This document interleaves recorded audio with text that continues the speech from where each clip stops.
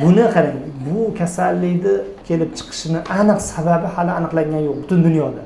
Nimadan bo'lgani? Onadan o'tganmi, dadadan o'tganmi? Hech kim bilmaydi. Agar homilani buyragida gidronefroz, ya'ni dimlanish aniqlansa, bu homilani to'xtatishga sabab emas. Siz necha yosh? 3 oylik. 17-da 4 oylik bo'ldi, 17-avgust kuni. Nima bezovta qilyapti? Buni ayasini 40 haftalik do'plik qilganmiz. Homiladorlikda. Homiladorlikda nimagaki buni ksero usulida deyishganda, keyin erta do'plik qilinganda bolani buyragida nima bor deyishgan. O'shani tug'ilgandan keyin 2 oydan keyin nima qildirasiz? Bolani buyragida dimlanish bor degan, to'g'rimi? Buyragida nima dimlanish demagan u. Buyragida nuqson bor. Nuqson bor degan. Tanag'ini yetishmagan. Keyin men o'zimizda TSBda ishlaganimcha o'zimizda qildirdim. Dimlanishda işte. Keyin baribir nazorat buni qildirishim kerak edi. Bekka kelsak, bitta nimaga yo'naltirish, nevrologga yurak desa, nevrologga yerda kirsak, u keyin urologga o'zi qildiryapti. O'zi qildirdilar-ya? O'zi qildirdi, yerga kirsak, bu Satiyli hojat barmi, uni hozirda u operatsiyaga kirib ketib 1 soat kutdik menimcha. Chiqishmadi. O'zi sizni u nima hamshirazi gapirishib turdi, mana shunaqa ular bor, menga nima qilsalaring agar u doktorga borganlaring yaxshiroq maslahat berishdi. Uni kutdi, kelmadi, keyin kelaverdik. Endi Instagramda qo'ygan videoingizni ham ko'rib, o'zim xulosani chiqarib ketdim. Davolansa bo'ladigan. Ikkala buyragida ham bor ekan, ikki tomonlama. Demak, pielektaziya правой почки, gidronefroz leviy почки. Juda ko'p sizlarda kasallik keladi. Videoda ham ko'rgan bo'lsalaring, hozirgi kunda homiladorlikda skrining tekshiruvida boladagi nuqsonni aytib beryapti. Ko'p homilador ayollar kelyapti-da, keyin sразу skriningga tushib kelyapti-da, bolamni buyragida shunaqa kengayish bor ekan, dimlanish bor ekan, nima qilib homilani to'xtataymi deyapti. Bu gidronefroz kasalligi homilani to'xtatishga sabab emas.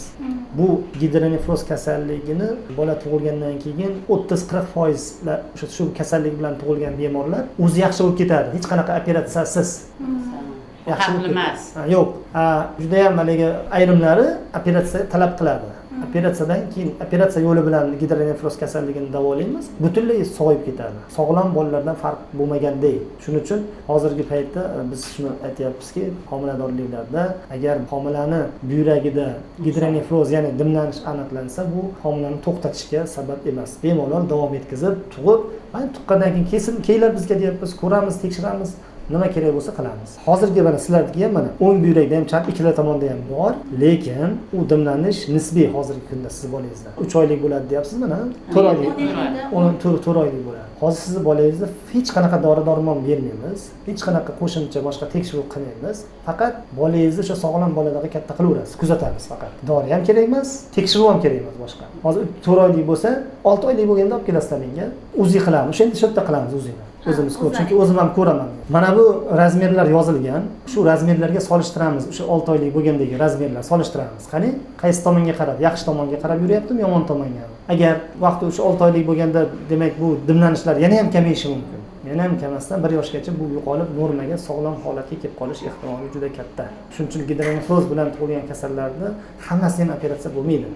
Tushkunlikka tushundim. Yo'q, umuman. Hozir bolangiz 100% oldin bolalar katta qilgandaqa katta qilib nima yesa o'shalar nima? Xuddi shunday katta pitaniyasida ham boshqasida ham hech qanaqa o'zgarish bo'lmaydi.